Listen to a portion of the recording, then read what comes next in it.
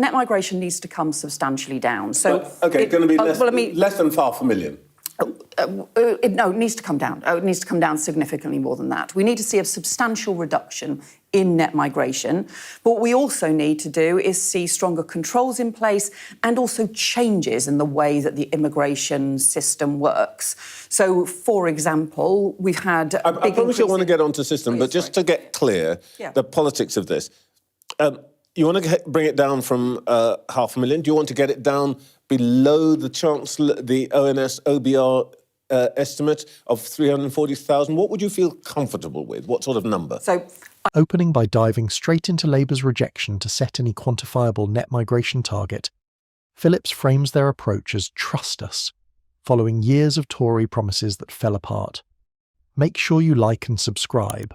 Well, it's a plan to restore control and order to the immigration system and to bring net migration substantially down after the Conservatives completely lost control of immigration. It quadrupled in the space of just 4 years.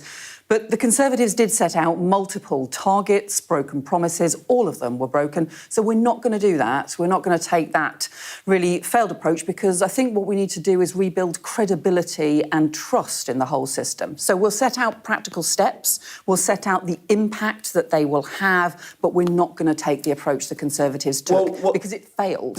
Cooper claims that restoring order is more important than numbers, but he never provides even a ballpark, therefore leaving Phillips's point unresolved. We'll come to some of the issues, the steps, but your colleague, the Chancellor, has to have a planning number, and she's been working on the planning number of net migration of 340,000 a year. Is it correct that your department, Home Office, is now working for a higher number of over 500,000, which was the high prediction from the ONS? No, and those are just a forecast that are done by the ONS, and there's a huge set of problems with all of those forecasts. Our view is, and there has been historically, you've seen the way in which they've been continually revised. But look, our view is that net migration needs to come substantially down. So, Planning departments require numbers. Phillips presses. Cooper brushes aside forecasts as problems, therefore accentuating the charge of uncertainty. Let's stick with the ones that people most worry about. People who've committed crimes, who in some cases are dangerous. Now, there's been a responsibility on the Home Secretary since 2007. It was a Labour piece of legislation to return foreign prisoners, but you couldn't get them out of the country. I think last year it was estimated by the House of Lords Library that 3 prisons were dedicated essentially to foreign prisoners. You couldn't get them out of the country. Now, what is it that you're going to bring forward that will achieve what every Home Secretary for the last 18 years has failed to do? What's new? But where are you going to remove them? I'll come to your points. The 16% increase in the returns of foreign national offenders since the election, already as a result we're doing. You're right that there can be international barriers and there can be international problems, but that's not the only issue. So where we have those international issues, then we engage repeatedly, persistently, in a determined way, because we do think that people should return home if they break our laws. Cooper notes small victories. Phillips reminds viewers we still house 3 prisons worth of convicts ineffectively.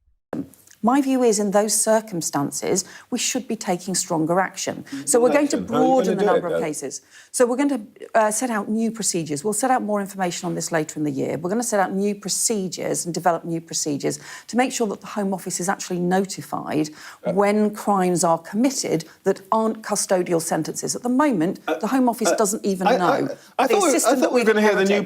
A future pledge? No plans. Phillips underlines the specific difficulty still.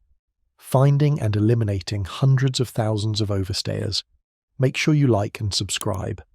They've never agreed to do that. So when these boats, as we've seen, our people have shown this, they come off the beaches. Are the French police going to get out there in their patrol boats and stop those boats getting into international waters?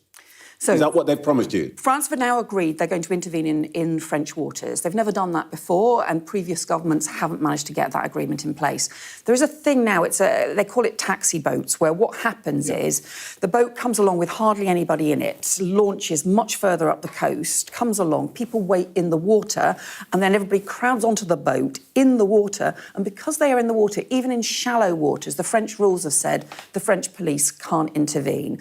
Now, clearly, that doesn't make any sense at all. The French Interior Minister agrees with me. That doesn't make any sense at all. So it's now, they've changed their rules in French cabinet. They're now going to take action in the water, and they've committed to doing that and to starting work on that.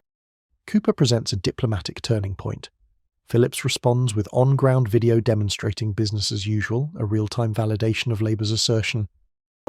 So the biggest increase in net migration over the last 4 years, that 4-year period where it quadrupled, the biggest increase was work and study visas. Yep. So what we are saying already is here's some new controls we're going to introduce on the skilled worker visa, for example, and the care worker visa. What the Conservatives The care did, worker actually. visa.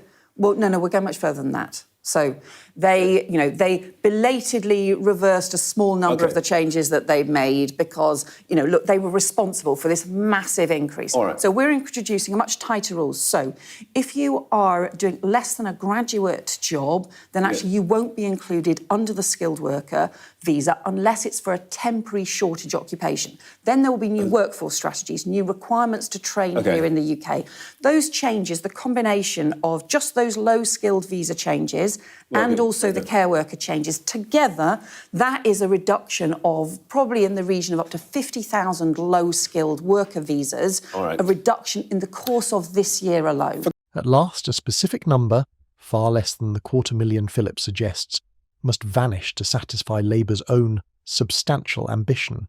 Forgive me, the only reason I'm hurrying up is I want to ask you about the trade deal that the Prime Minister was trumpeting this week. He's very pleased with it. I asked a Nobel laureate, Professor Joseph Stiglitz, you're an economist, you will know what a big deal he is. And here's what he said. He said, any deal with Trump isn't worth the paper it's written on. Is Donald Trump taking you for a ride? Well, we have this agreement in place with the US. I think that is important, particularly the impact on our car industry, for example. It's really important for Jaguar Land Rover that we've got this agreement in place. Clearly, we want to go further in terms of the trading relationship with the US. We are an outward-looking trading nation, so trade is important. And what we've seen really in the course of this week is the new agreement both with the US and the new trade agreement with India. Both of those are things, again, that previous governments had talked about that we're getting on and doing to support our economy. The partner that... Phillips is still dubious, pointing out Cooper dodges of EU discussions and youth mobility issues, therefore promising only that conversations are underway, with no running commentary. All the things you told me, though they may all be individually worthy, feel like they're going to make a relatively small difference. I mean, thousands, when we're talking actually now about hundreds of thousands. You want to bring the numbers down by, I know you won't give me a number, but from what you said, at least 250,000, maybe 300,000. This doesn't add up to 300,000. Well, so the biggest increase in net migration over the last 4 years, that 4-year period where it quadrupled, the biggest increase was work and study visas. So what we are saying already is here's some new controls we're going to introduce on the skilled worker visa, for example, and the care worker visa. What the Conservatives The care did, worker actually. visa. Well, no, we're going much further than that. Cooper presents no other innovative method beyond step by step. Phillips lets the stillness highlight his point of view. Although Labour's approach may be tidy, it still lacks the scale people demand. Phillips constantly exposing gaps between Labour's rhetoric of restored control and the still sketchy details by splicing pledges and pushback.